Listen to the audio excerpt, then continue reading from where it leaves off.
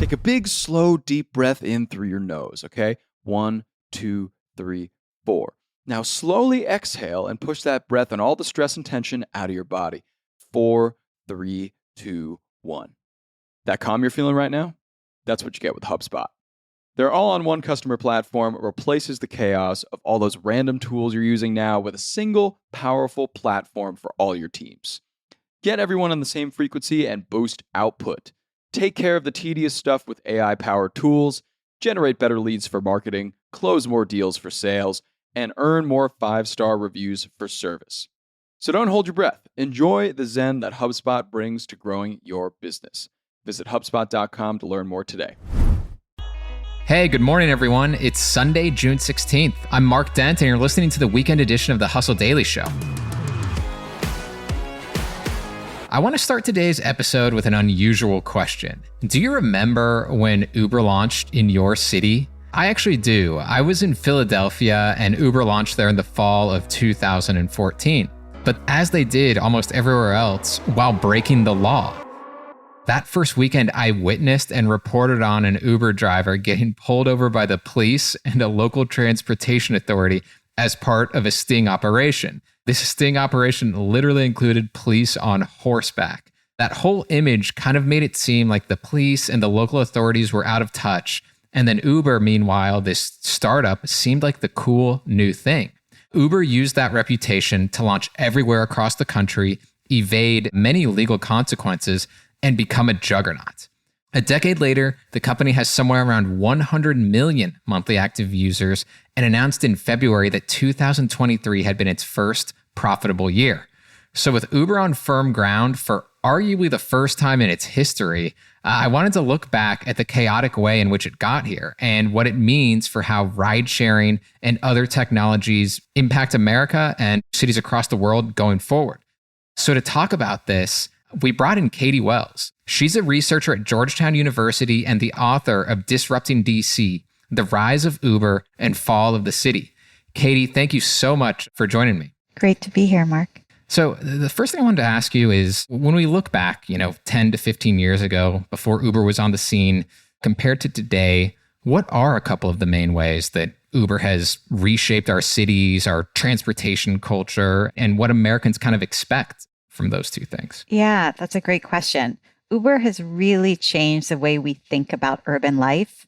It changes the way a lot of people imagine getting picked up from the airport. They're not asking their neighbor or their mother to come get them. Yeah. It's also changed the way a lot of regulators think about their responsibilities. A lot of policymakers are really stuck between a rock and a hard place in terms of having infrastructure or public services that just aren't adequate.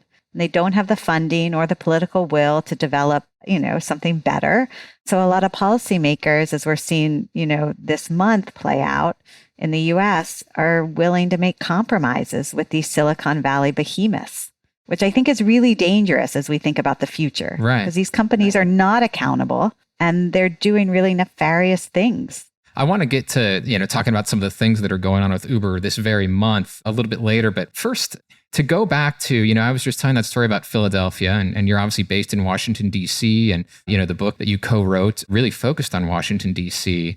And in it, you kind of write about how back, when we look to, I think it was 2011 when it launched in Washington, D.C., at that time, you had like this taxi cab authority that was, a lot of people would consider it a little bit corrupt. A lot. There was just this weird... A lot corrupt, Mark, I think.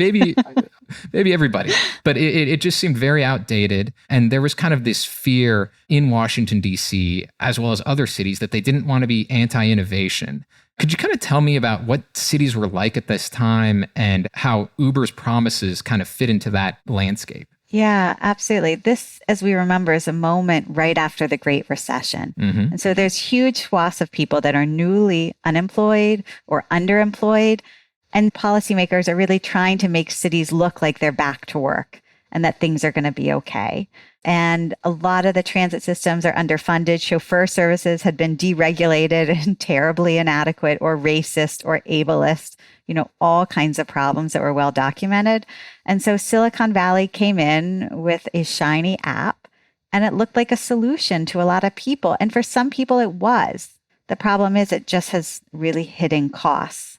Yeah. And so, of course, there is a public transit system in Washington, D.C. And while, of course, it has its problems, I mean, you're talking about, compared to the rest of America, one of the only ones and maybe one of the better ones. But nevertheless, it's very expensive to do transportation. And did they essentially see Uber as kind of a way that they didn't have to pay for transportation? Yes. And they were really afraid, they being the policymakers, really afraid of the customer base, because Uber did something that had never been done before, which is they developed this model of clicktivism, where anybody who had downloaded the app suddenly was getting messages to say, please tweet or email or contact your council person to tell them don't regulate Uber. And so that was scary, I think, for a lot of policymakers who didn't want to look like dinosaurs that were anti-innovation. Right. And that kind of gets to how I was mentioning earlier, like Uber would launch in these cities before they were properly regulated, properly legalized.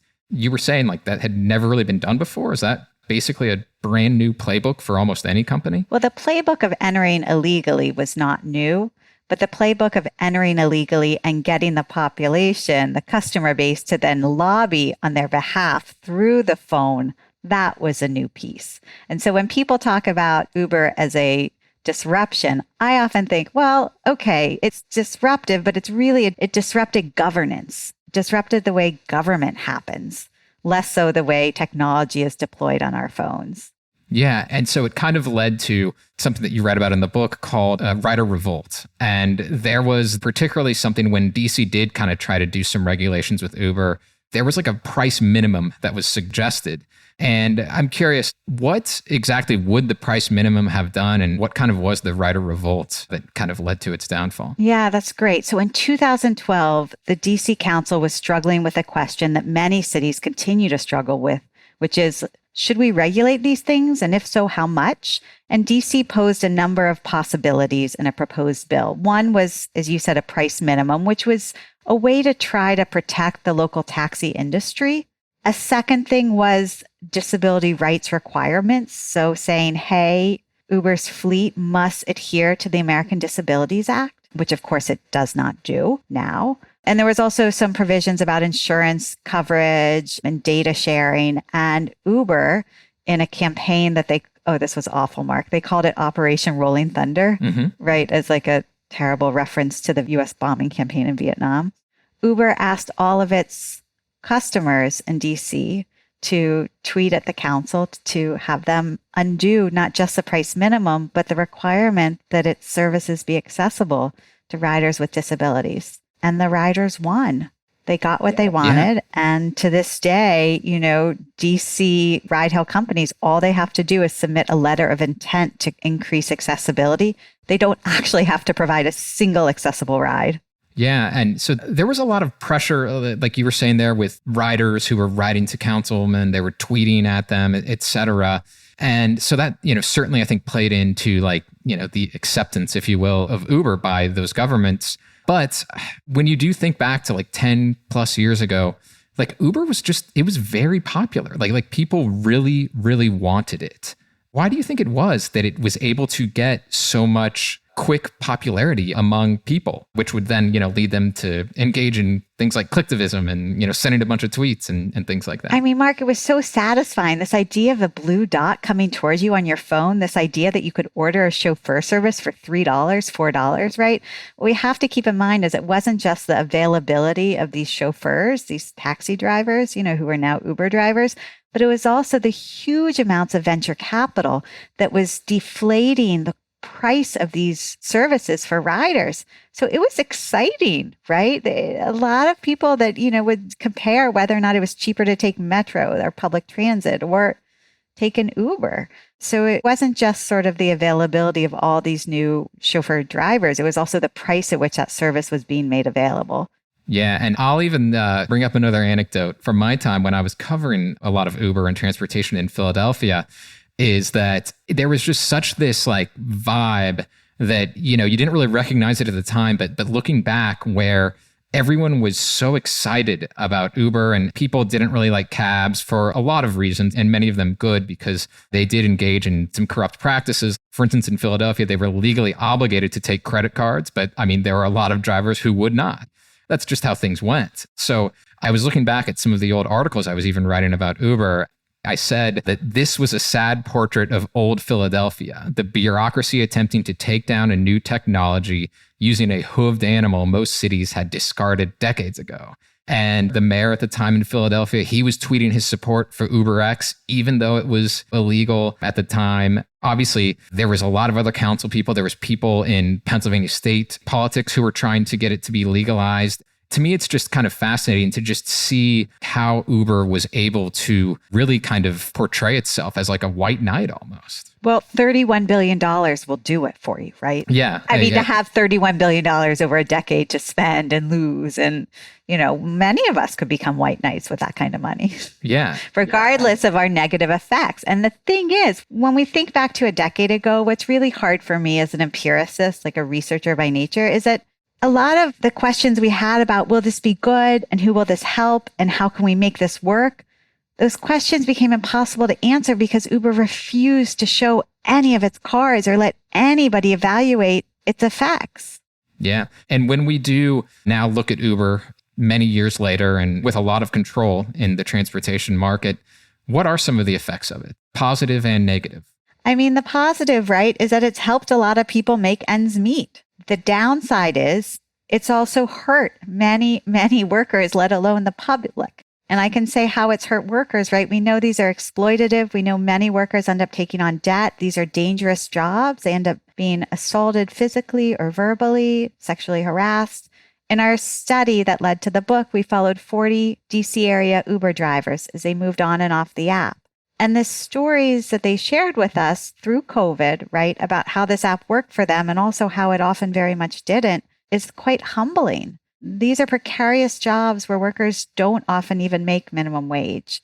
There's also societal impacts of these apps. We know that the drivers, are driving around the city often looking for work. They're waiting a lot. And that means that these vehicles are empty 40 to 60% of the time on the road. So that's congestion, that's pollution, that's idling. It's not clear to me how these systems are compatible with a burning earth.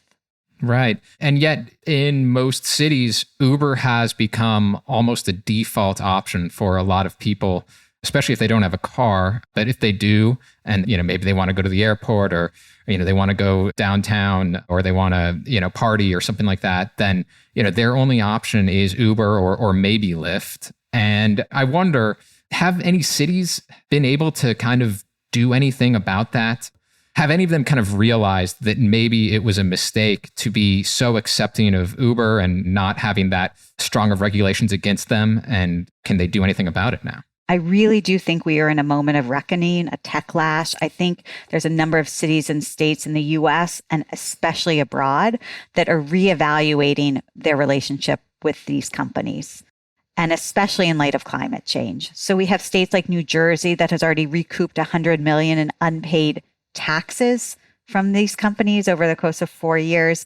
We have cities like D.C. that added a 25-cent congestion fee tax to raise $9 million a year. We also have states like New York, which created a minimum wage and paid sick leave for various groups of drivers and instant delivery workers. Minnesota's struggling this month with this question about, do these workers deserve a minimum wage? California this month is struggling with questions about whether these workers should be given workers' comp. Seattle this season is struggling with questions about whether they afforded too many rights to these gig workers. So abroad, there have been a number of places that have just said, no, you can't operate the way you do here. In the UK, workers are given holiday pay that they don't get here. These companies operate really differently across jurisdictional boundaries, like international borders. And you mentioned Minnesota. I think that Uber and Lyft, they've threatened that they're just going to, pull out from Minneapolis if some of these kind of regulations do get passed. And, that's happened in other jurisdictions as well. What do you see happening? Like in somewhere like Minneapolis, it's kind of unclear at this point, exactly what is going to happen. But I mean, are those like legitimate threats when Uber and Lyft say something like that? Sure. And Texas was, sort of ground zero for their first sort of capital strike, which is what we call when they say, well, if we can't play by our own rules, then we're leaving town.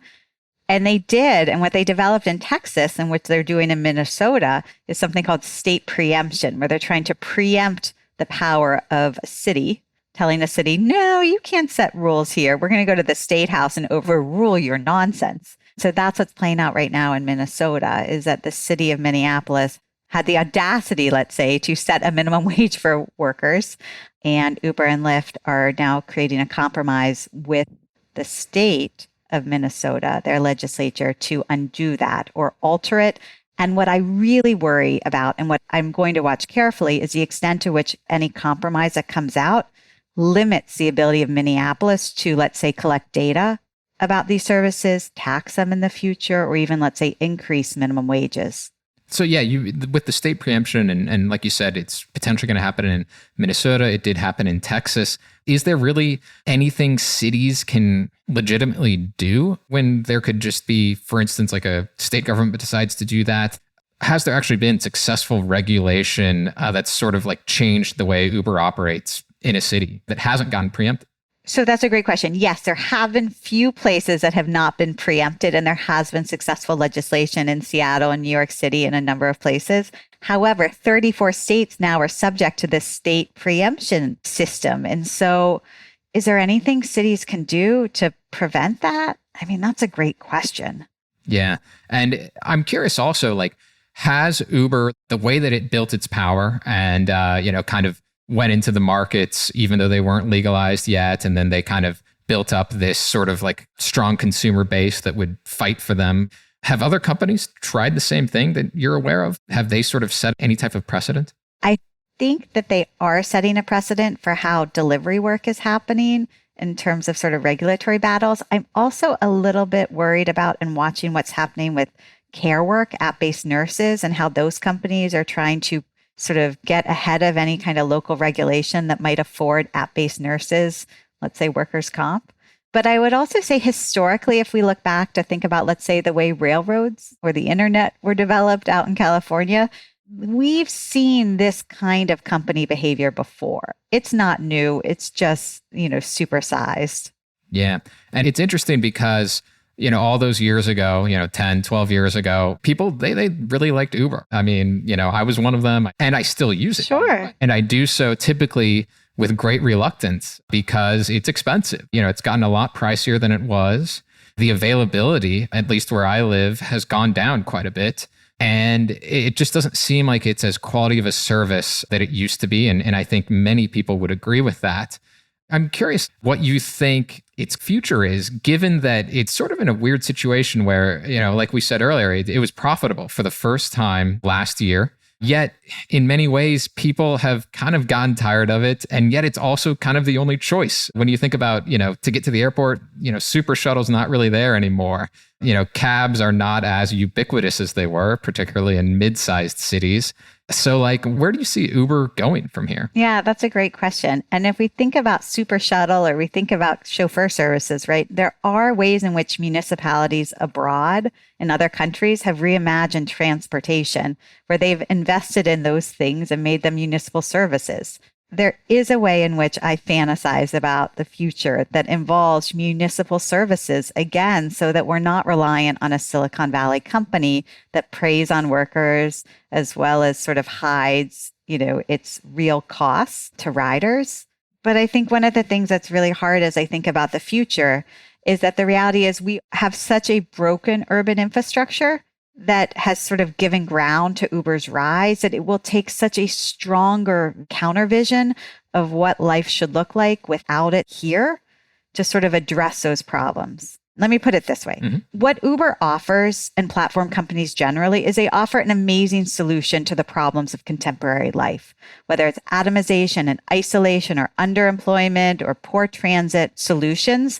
And they've offered us this option. The problem with it is that it inhibits our ability to plan anything else. Yeah. It makes us reliant on them and their ideas and their rules. And so what it's going to take to create an alternative is going to be some groundswell of solidarity. It's going to take a lot of organizing. The Uber workforce switches about every 6 months. So at some point, will it ever get depleted? I don't know. We now have a huge immigrant workforce that's coming into the country and happy to work for $3 a ride. Yeah. You mentioned like this kind of groundswell that would be necessary. I mean, is there anything that an individual could really do? Or is it kind of something that it is going to take like A, a lot of grassroots organizing, or B, political leadership to kind of carry the baton? I wouldn't have thought 5 years ago that we'd be having the conversation we are about the number of places across the world that are challenging these entities. So I believe that for somebody who's frustrated as a consumer with these options, right? Talking to your neighbor, talking to your coworker about what is it your city could do? What happened to bus stops? Why don't we have good chauffeur services anymore? Do we have alternatives? Those kind of conversations can lead to very quick decisions at local municipalities about funding our lives differently. There is money out there to build an alternative. It just takes political will. Yes, and Uber might continue to be impacting American life, I would say, for quite a while. I hope you're wrong, Mark. Well, yeah, we'll see. But thank you again, Katie Wells, for joining us. She's the author of Disrupting D.C, The Rise of Uber and Fall of the City. And thank you, everyone, for listening to The Hustle Daily Show. We're a proud part of the HubSpot podcast network. Our editor today is Robert Hartwig, and our executive producer is Darren Clark. We've got a lot more tech and business coverage in our newsletter. So if you're not subscribed, please go get yourself signed up at thehustle.co/email, and we'll see you tomorrow.